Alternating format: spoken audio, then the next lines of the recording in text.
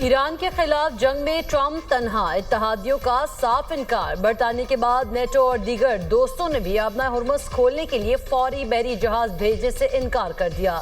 برطانوی وزیر اعظم نے بھی امریکی صدر کو نہ کر دی۔ کیئر سٹارمر نے کہا، آبنائے ہرمز کو کھولنا آسان نہیں، ہمیں بڑی جنگ میں نہ دھکیلا جائے، ایران کے خلاف جنگ کا حصہ نہیں بنیں گے۔ جاپانی وزیر اعظم نے کہا، ٹوکیو آبنائے ہرمز میں آئل ٹینکرز کی حفاظت کے لیے بحری جہاز بھیجنے کا ارادہ نہیں رکھتا۔ جرمنی، یونان اور آسٹریلیا نے بھی صدر ٹرمپ کو لال جھنڈی دکھا دی۔ یورپی یونین اور جنوبی کوریا کا بھی جنگ میں شمولیت سے انکار۔ وزراء خارجہ اجلاس کے بعد فیصلہ کیا گیا کہ آبنائے ہرمز میں کسی بھی آپریشن میں حصہ نہیں لیا جائے گا۔ کہا گیا، کشیدگی کم کرنے کے لیے سفارتکاری بہترین راستہ ہے۔ آبنائے ہرمز دشمنوں کے لیے بند رہے گی، ایران کا دو ٹوک پیغام۔ وزیر خارجہ عباس عراقچی کہتے ہیں کہ خارق جزیرے میں جس ملک سے حملہ ہوگا وہاں تیل تنصیبات کو نشانہ بنائیں گے۔ امریکی وزیر جنگ کہتے ہیں کہ کوئی رحم نہیں ہوگا تو وہ طاقت کا مظاہرہ نہیں کر رہے، وہ اخلاقی دیوالیہ پن اور بین الاقوامی جنگی قوانین کی جہالت ظاہر کر رہے ہیں۔ سیکیورٹی چیف علی لاریجانی نے کہا ہے کہ ایران پر حملہ ہوا تو مسلم ملکوں نے ساتھ نہیں دیا، جس پر افسوس ہے۔ بعض ممالک نے ہمیں ہی دشمن قرار دیا، ایران سے یہ توقع نہیں کی جا سکتی، وہ ہاتھ باندھے خاموش کھڑا ہے۔ ایران امریکہ اسرائیل کے سامنے ڈٹ کر کھڑا ہے، ایران ہمسایہ ممالک پر غلبہ نہیں چاہتا۔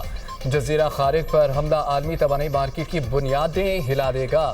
ایرانی نیول چیف کا انتباہ، کہا کہ خارق پر حملے سے توانائی قیمت اور ترسیل غیر معمولی اثرات ہوں گے۔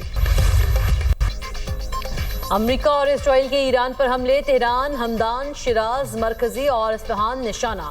15 افراد شہید، صبح مرکزی میں 5 افراد جان سے گئے۔ حملے میں عراق شہر کے قریب رہائشی علاقے کو بھی نشانہ بنایا گیا۔ 4 افراد شہید، محلات شہر کی رہائشی عمارت پر حملہ، 1 ایرانی شہید۔ امریکہ اور اسرائیل کا خمین میں اسکول پر بھی حملہ، درسگاہ تباہ، کئی گھروں کو نقصان۔ خلائی پروگرام کے مرکز کو بھی نقصان پہنچانے کا اسرائیلی دعویٰ۔ تہران میں بجلی کے محکمے کی عمارت کو نشانہ بنایا گیا۔ اسرائیلی فوج نے مہرآباد ایئرپورٹ پر حملے میں شہید آیت اللہ خامنئی کے زیر استعمال طیارہ تباہ کرنے کا دعویٰ کر دیا۔ لبنان پر بھی اسرائیل کے حملے، اسرائیلی فوج کا جنوبی لبنان میں زمینی آپریشن، حزب اللہ سے جھڑپیں، مزاحمتی تنظیم نے کریات شمونہ میں راکٹس اور ڈرون سے حملہ کیا۔ کینیڈا، فرانس، جرمنی، اٹلی اور برطانیہ کا لبنان میں اسرائیلی حملوں پر تشویش کا اظہار۔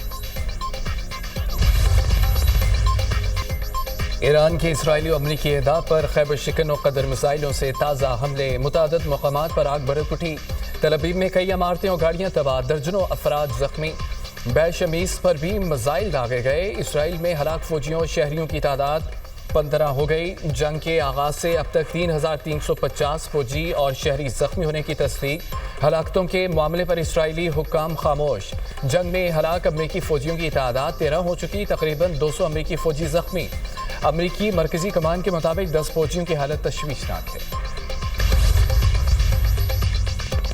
مشرق وسطی میں امریکی تنصیبات ایران کے نشانے پر، عراق میں امریکی سفارت خانے پر حملہ، آگ بھڑک اٹھی۔ عراقی علاقے القائم میں حملے، 8 افراد جاں بحق، 7 زخمی۔ ابوظہبی میں میزائل کا ملبہ گرنے سے ایک شخص لقمہ اجل بن گیا۔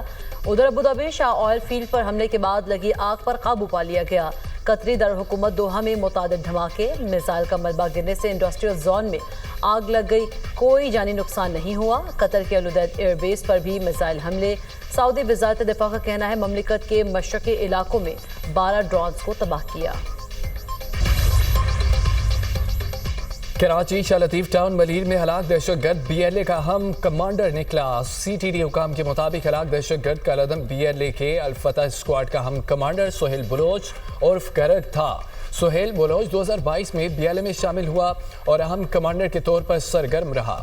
خزدار میں ڈپٹی کمشنر پنجگور ذاکر بلوچ کی ٹارگٹ کلینک میں بھی دہشت گرد سہیل بلوچ ملوث تھا۔ جعفر ایکسپریس حملے کے لیے 5 خودکش بمبار بھی سہیل بلوچ نے بھیجے تھے۔ 17 فروری کے آپریشن میں 4 مطلوب دہشت گرد مارے گئے تھے۔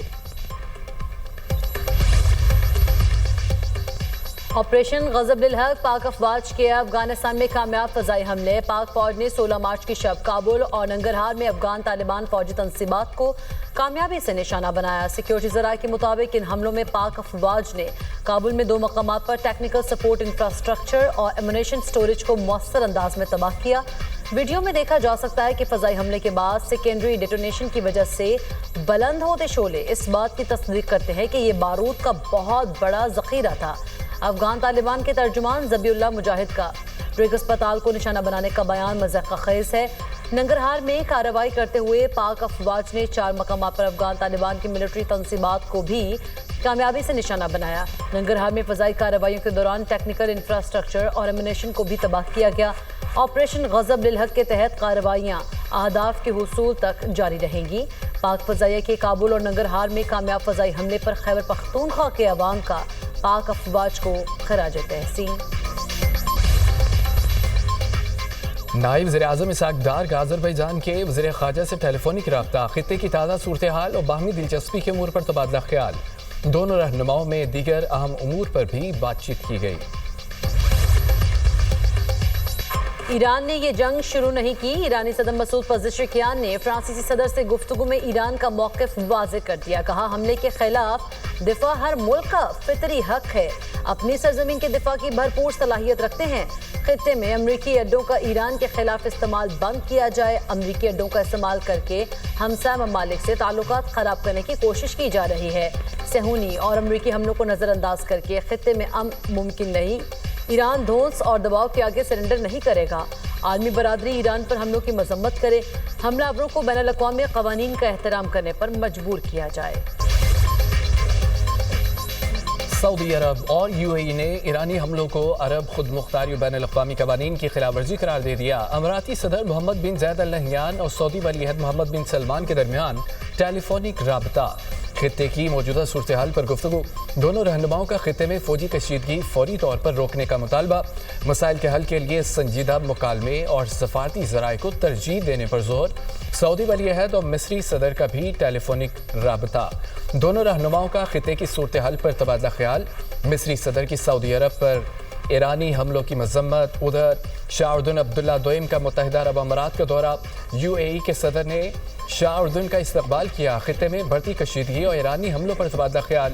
خلیجی ممالک پر ایرانی حملے خطے کی سلامتی کے لیے خطرہ قرار۔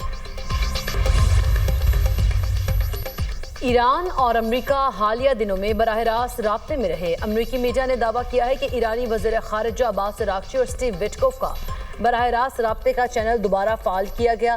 جنگ شروع ہونے کے بعد فریقین کا یہ پہلا رابطہ ہے۔ ایران کی امریکہ سے تازہ رابطوں کی تردید۔ عباس عراقچی نے کہا امریکہ سے آخری رابطے حملے سے پہلے ہوئے تھے۔ ایران کے نائب وزیر خارجہ سعید خطیب زادہ کا کہنا ہے اگر امریکہ نے ایران میں زمینی فوج اتاری تو اسے ایک اور ویتنام کا سامنا ہوگا۔ امریکی صدر ٹرمپ ذرا پڑھیں کہ ویتنام میں کیا ہوا تھا۔ فی الحال معاملے کے سفارتی حل پر توجہ نہیں دے رہے۔ جب تک ضرورت ہوگی ایران لڑنے کے لیے تیار ہے۔ نیتن یاہو زندہ یا مردہ، سوشل میڈیا پر گرما گرم بحث۔ خود کو زندہ ثابت کرنے کے لیے نیتن یاہو نے ویڈیوز کا سہارا لے لیا۔ اسرائیلی وزیر اعظم کی ایک کے بعد ایک ویڈیو جاری۔ سوشل میڈیا صارفین نے تمام ویڈیوز کا پوسٹ مارٹم کر دیا۔ ویڈیوز کے اصلی ہونے پر بھی سوالات اٹھا دیے۔ سوشل میڈیا صارفین نے مصنوعی ذہانت سے بنائی گئی ویڈیوز قرار دے دیا۔ سوشل میڈیا پر اسرائیلی وزیر اعظم کے ایرانی حملوں میں ہلاکت کی خبریں سامنے آئیں۔ اس کے بعد نیتن یاہو کی متعدد ویڈیوز جاری کی گئیں۔ وزیر خزانہ کی زیر صدارت پیٹرولیم مصنوعاتی قیمتوں بارے کابینہ کمیٹی کا اجلاس۔ ملک میں خام تیل اور ریفائنڈ پیٹرولیم مصنوعات کے ذخائر تسلی بخش قرار۔ حکومت کا کسی ایک سپلائی روٹ پر انحصار کم کرنے کا فیصلہ۔ عالمی مارکیٹ سے پیٹرولیم مصنوعات کی درآمدی ذرائع متنوع بنانے پر زور۔ توانائی سپلائی چین کو مضبوط بنانے کے لیے نئی حکمت عملی پر غور۔ وزیر خزانہ نے کہا پاکستان میں فیول سپلائی مستحکم ہے، عوام کو گھبراہٹ میں پیٹرول زیادہ خریدنے یا ذخیرہ کرنے سے گریز کرنا ہوگا۔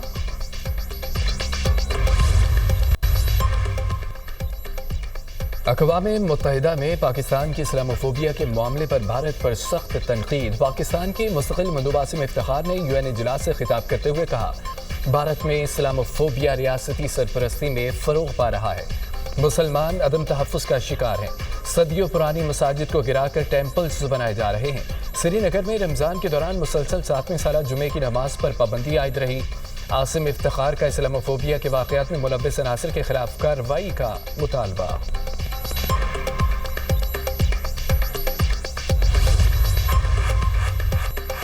مریم نواز وعدے نہیں عملی اقدامات کرتی ہیں، ان کے نتائج بھی آتے ہیں۔ وزیر اعلیٰ پنجاب کے خلاف جھوٹا پروپیگنڈا کرنے والوں کو منہ کی کھانا پڑ رہی ہے۔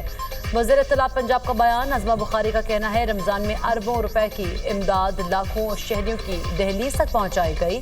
پنجاب میں جھوٹے وعدے اور سیاسی شبد بازی کرنے والوں کا وقت گزر گیا۔ پہلے حکومتیں سالوں بعد منصوبے مکمل کرتی تھیں، اب ہر مہینے مکمل ہو رہے ہیں۔ 2 سال میں مریم نواز نے 100 سے زائد منصوبے شروع کر کے ریکارڈ قائم کیے۔ آج کوئی صوبائی حکومت کارکردگی میں پنجاب کے ساتھ مقابلہ یا موازنہ نہیں کر سکتی۔